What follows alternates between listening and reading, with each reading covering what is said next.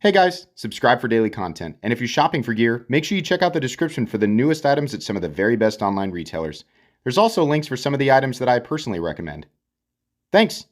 What's going on YouTube? Metal Complex here, and today I've got a very special knife review / knife overview to share with you guys. This is the new Winterblade Co. Severn. Now, you might be wondering, why did it take you so long to do this review? You got this knife so long ago. What's the deal? It usually only takes you a couple of weeks. I'll tell you, this knife is very, very different than literally anything else that I've reviewed on this channel. It is something that I personally very much like. I'm a huge fan of Brian Winters. I'm a huge fan of his designs, his innovations. He does things so different from everybody else in the knife world. It just takes more, right? A simple titanium frame lock that's pillar construction. Yeah, that doesn't take very long. I can gather my thoughts pretty quickly. Number one, I enjoyed this. Number two, it's much more complicated. And number three, I want to try and make sure and separate my bias, right? Like I want to try to do that. I want to bring you guys the right information, and I really wanted to make sure that I had my thoughts together. I carried this knife a ton. This is one of my most EDC'd knives since I received it. So thank you so much to Brian Winters for allowing me to check this out and share my thoughts with everybody. Thanks to my patrons for supporting me. And please make sure to follow me on Instagram at metal_complex. Today in my time, you guys are watching this a little bit in the future. In my time, it's January 31st, 2024. And today I checked his Instagram and it shows that batch 2 is available for pre-order right now. So you can pre-order this if you want to. I will link the pre-order page down in the description. This is not an inexpensive knife. Even the least expensive version of this knife is not very inexpensive, but it's very cool and it's very, very different. I'm going to try my hardest to get everything, all the facts about this knife into one video so that you guys know what you're looking at before you decide. Let's go ahead and get a measurement real quick. We'll do specs, and then we'll get to the meat and potatoes. So this is a bigger guy than the Factor, right? Which you should probably already be familiar with. The overall length of the Severn is 7.75 inches. Let me stress this, though. It does feel like a bigger knife than that. I think it's just because it's so much bigger than the Factor.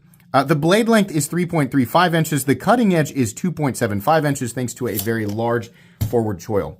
Let's do some size comparisons. So I have a couple of Factors here. I'm going to put one on top, one on the bottom. I think this one right here is a B3.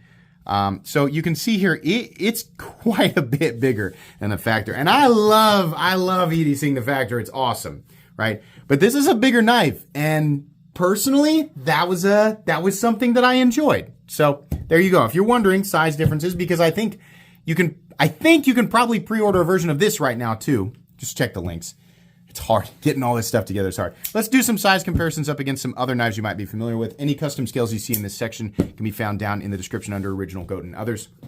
So up against the 8010 and the 8020.5, kind of in between, kind of not quite as robust, nowhere near as robust as something like the 8010. Let's put it up against the Spyderco PM2 and the Spyderco Para 3. So you can see here, bigger than the Para 3, smaller, slightly shorter than the PM2. And then finally, let's put it up against the Benchmade Griptilian, or in this case, the Ritter Hogue. I'm a big fan of green. I don't know if you guys can tell. And the Hogue Deca.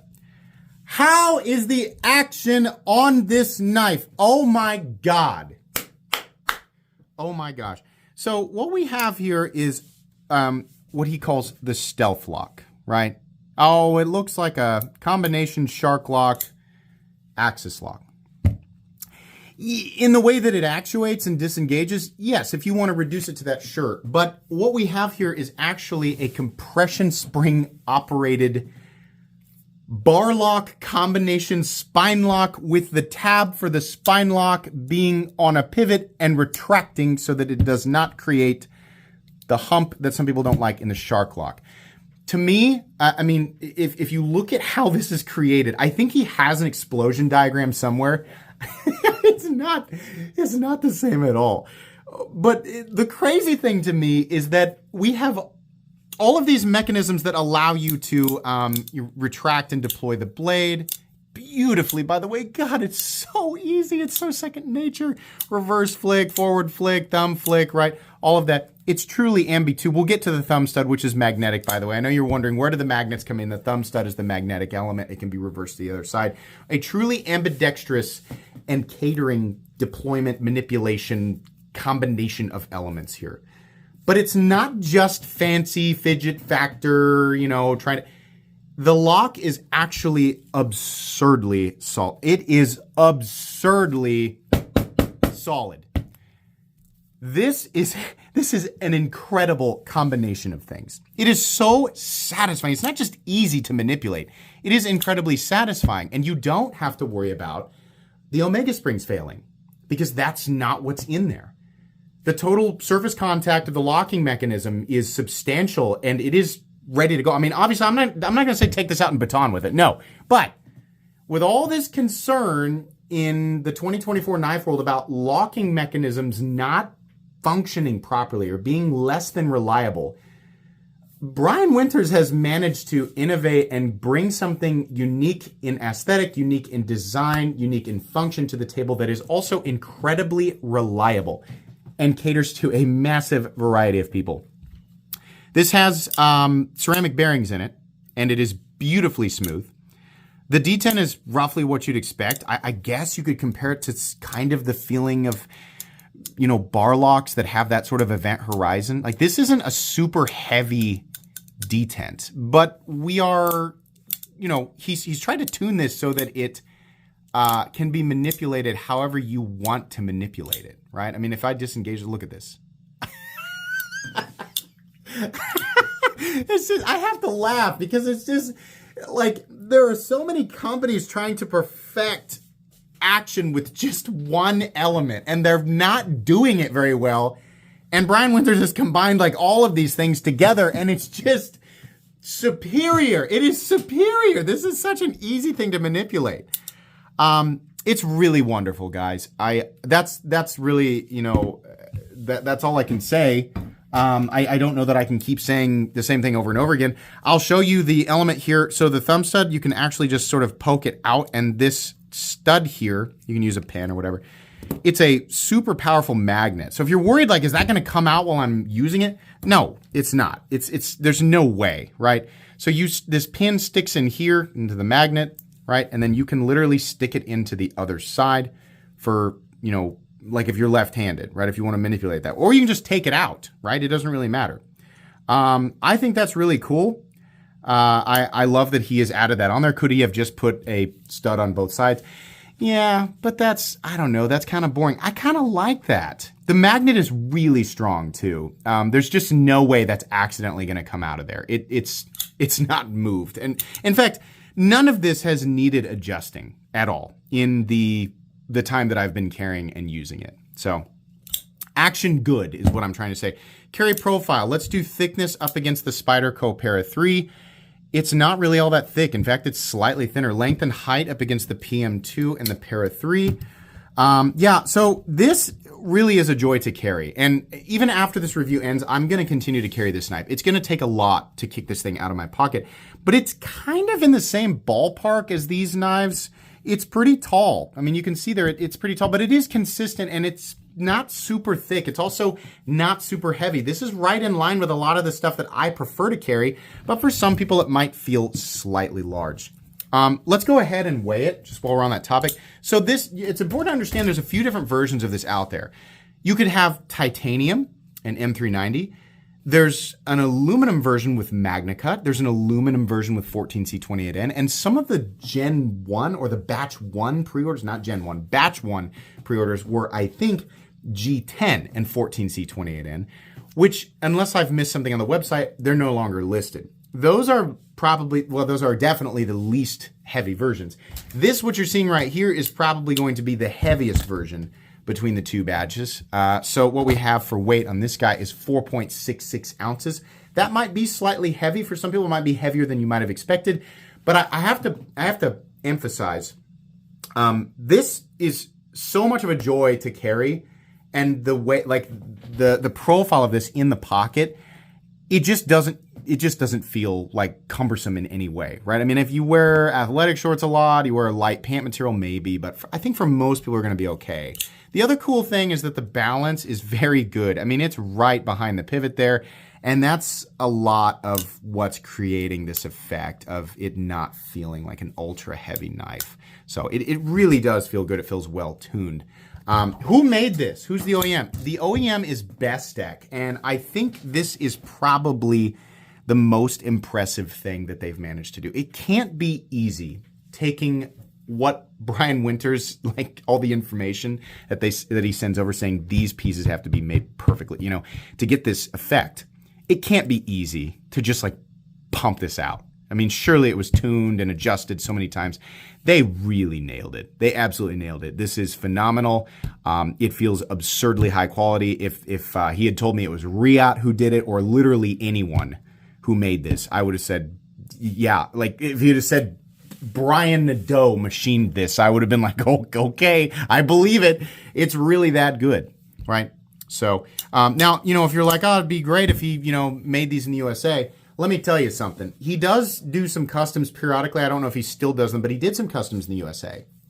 Number one, they would be much more expensive. Much more expensive. Number two, he's, as far as I know, a super duper small operation. He can't pump out the number of knives that would be required to fulfill the demand. The demand is off the charts.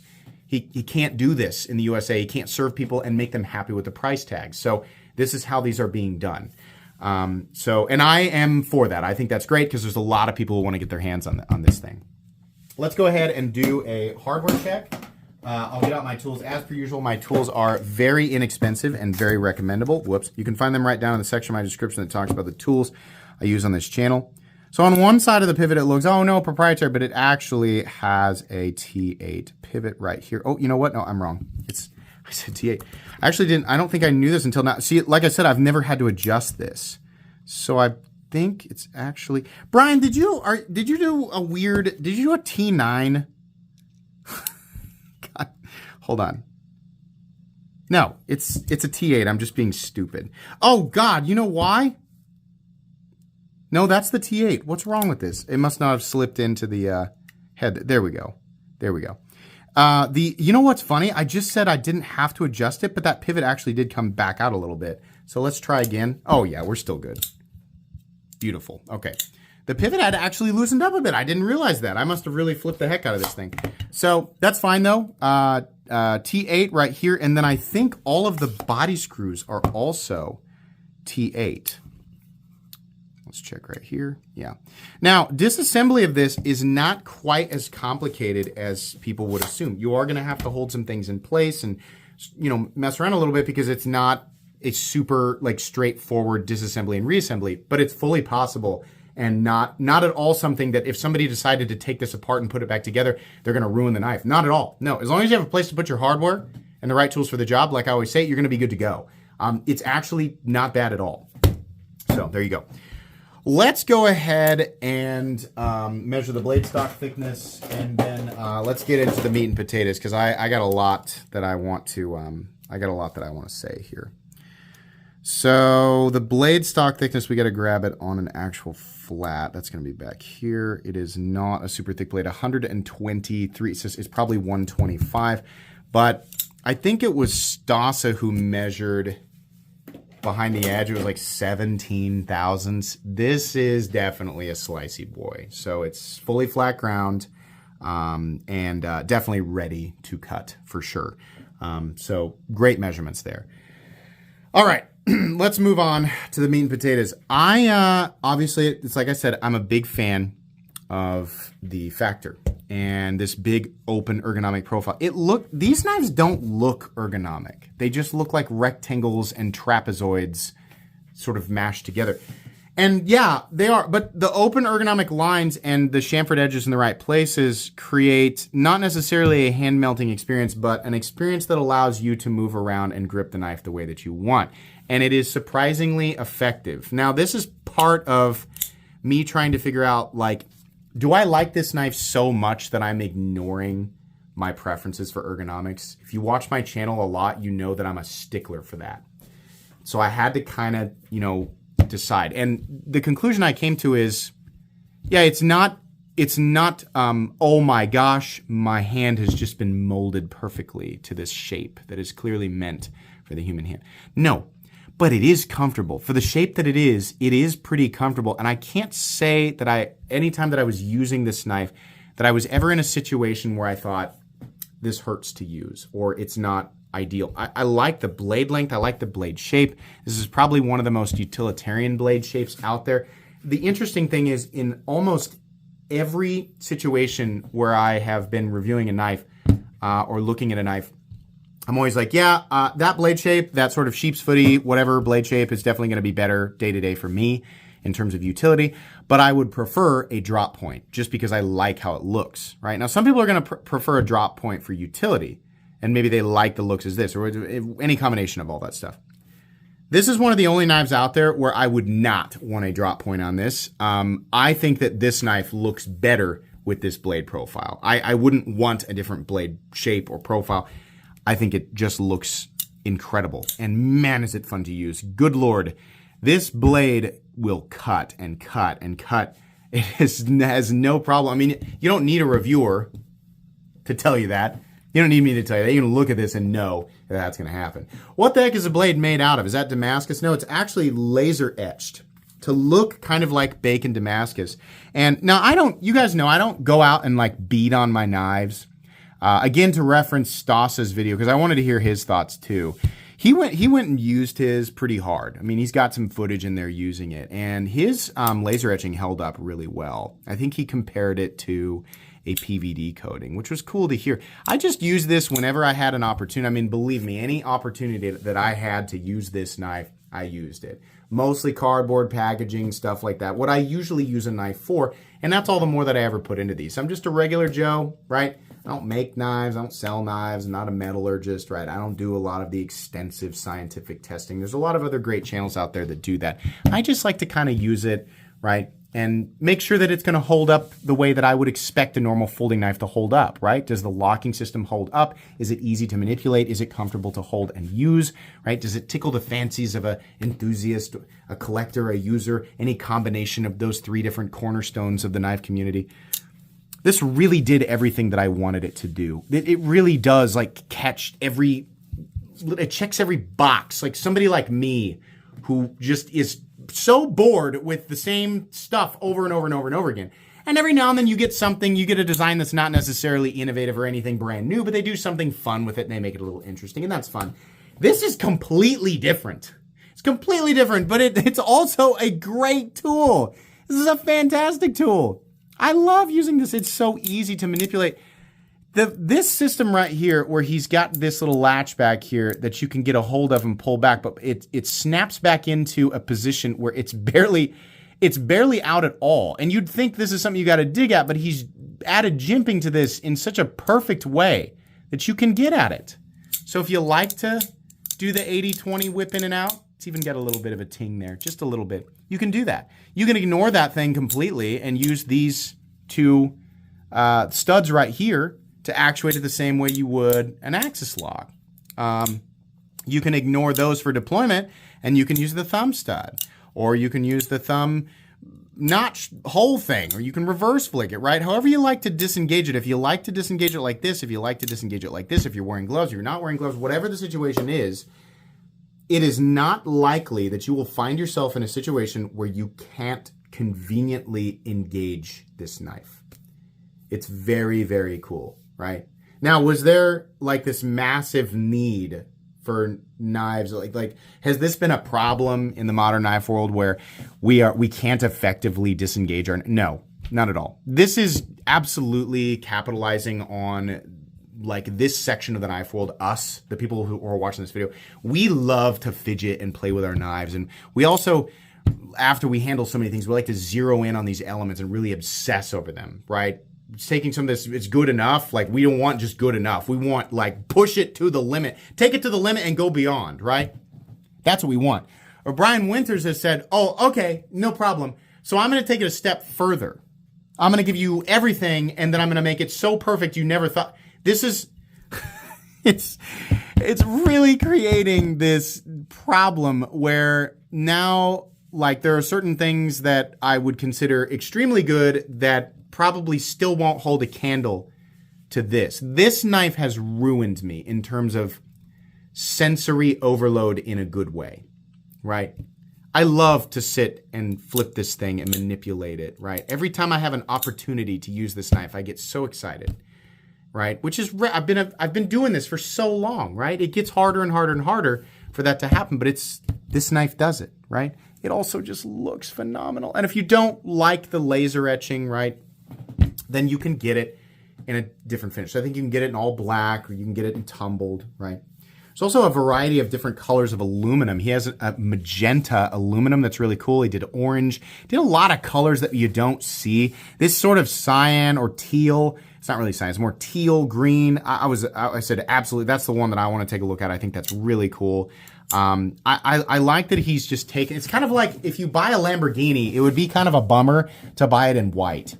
I mean, if that's your jam, sure. But if I was going to buy a Lamborghini, give me green or orange or make it rainbow color. Like, I want something wild and exotic. That's what I want, right? I think that's really cool. I love that. The choke up position on this is a little bit weird in one sense. Sorry, to shift gears here. I like that it's there and it is super roomy, right? And you have essentially zero chance you're going to ride up on the face of the blade. But we do have this little angle here where like the choil is finger shaped and then this angle is not. So in some sense, you can kind of use that ledge to lock in, but that lock in is not the most wonderful thing in the world. Am I glad it's there? Yes. I find myself when I do choke up, I don't do this, I do this. And that's close enough, right? And it works. It works just fine. I also like this little detail here, how we've got this ledge sort of drops. It's not just a regular hole that sort of tapers down. There's a ledge here and it's kind of cool. I'm also a big fan of how all these lines flow together. There's a lot of straight lines and the laser etching on the blade really emphasizes that, right? I mean, if you had more of a plain blade, would it still look good? Absolutely, right? No part of this knife doesn't scream Winter Blade Co. Like everything here is so Winter Blade Co-y. It is so, everything goes with everything in the best way. Even though like this blade profile is not exclusive to Winter Blade Co. designs. This pocket clip profile, again, not exclusive to Winter Blade Co. designs. It's the combination of everything. There's so much going on here. This is one of those knives where when I hand it to friends and family members, they're just like, what? What the heck? Like this is so different from what people imagine as a typical pocket knife. And it's fun. People love it. And they immediately sort of understand because they start to pull on levers and they start to do, and they're just like, oh, wow. Oh, that's fun, right? So cool. So unbelievably cool. Nothing about the design or the construction makes me worried that parts are going to wear out or fail. I know a lot of people, worry that there are so many parts or so many mechanisms that you're creating a larger opportunity for failure. I don't think so because of how everything is constructed. You would have to lose multiple screws, right? Which is something that can happen on any pocket knife. So I don't think so.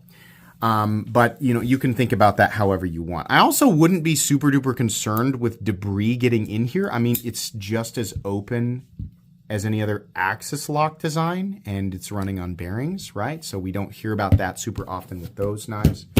So there's my thoughts on that. I would love to see a version that has texturing like the B3 Factor. I think that would be really cool, but there's enough personality here that like having to add texture to it to make it more interesting is not necessary. It's rare that I say stuff like that, but that's truthfully what I think. I love that he put Severn right here and nowhere else. It actually looks pretty cool because there's so, and like the font that he used is unique. It's one of the few times that billboarding actually looks cool. This is one of those where I would like to know what the heck is that, right? Even if I bought it and I don't need reminding, it actually does look cool. And you can think about that how you want. Pocket clip, symmetrical design, about medium depth, that's fine. I love that we've got the same laser etching on the clip as we do the blade. The pocket clip is titanium in this case, and it can be flipped over to the other side for a perfectly ambidextrous experience, right? The only difference is, of course, lefties, you'll have to flip your thumb stud over if you want to, unless maybe you don't.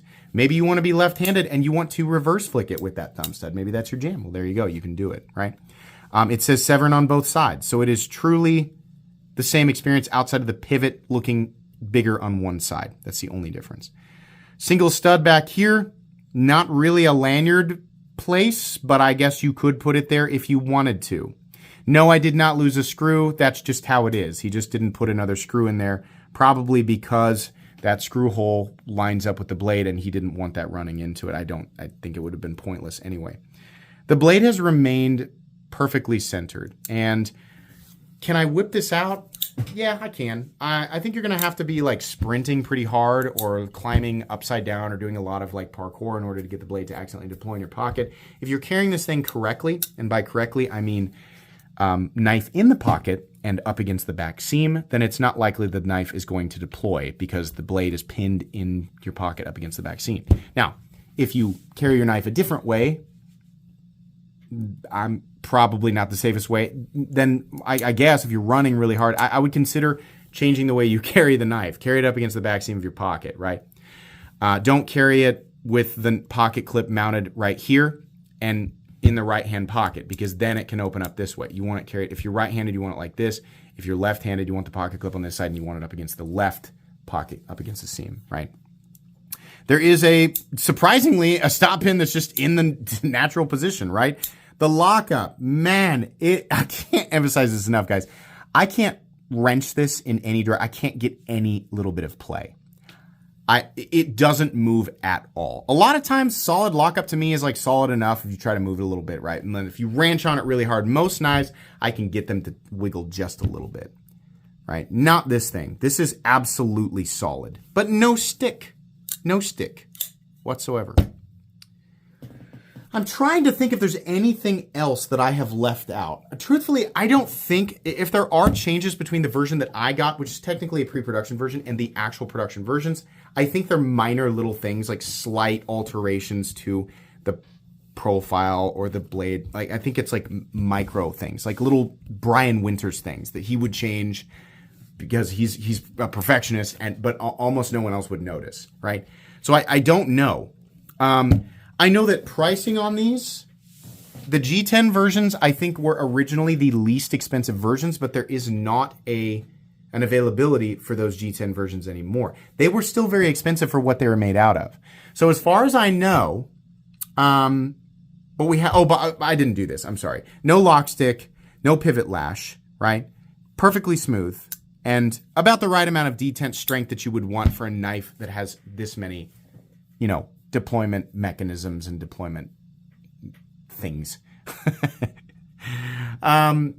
Anyways, pricing. We have a knife that is substantially more complicated and has more work and more innovation in it than anything else. There isn't anything else like this on the market. So I know we're going to have some people trying to reduce this to materials alone. Come on. Should you really reduce this to materials and say, I could get a 20 CV titanium knife from Kaiser for a lot less money? Yeah, you sure could. Is it the same thing? No, it isn't. And you know it, right? So, do I think that the price is high on these? It's definitely higher than a lot of, if we're going to say Chinese production knives utilizing titanium and M390. If we're going to reduce it to that, it is higher. Do I think the price is appropriate? Yeah, I honestly don't have a problem with it. I think that this knife is worth what he's asking. The pre-order for this is, I believe, $385, $390, something like that. Now, he makes a less expensive version. I think this is where people are going to get a little bit fussy. But I mean, like, think about could he make this really an inexpensive knife? Could he make a budget version of this? I don't know, right? A lot of people, I think, would try and point out, well, what about the Civivi Vision FG that operates similarly? Yeah, you mean like the operation of the knife is on the back? All right, but I'm also like that mechanism isn't nearly as complicated. Like, there's not nearly as much machining and attention to the necessary tolerances, right? It's not the same thing. We can say it operates in a similar way, but it's not, right? So the Civivi Vision FG, you can get a G10 version of that and Nitro V for $78.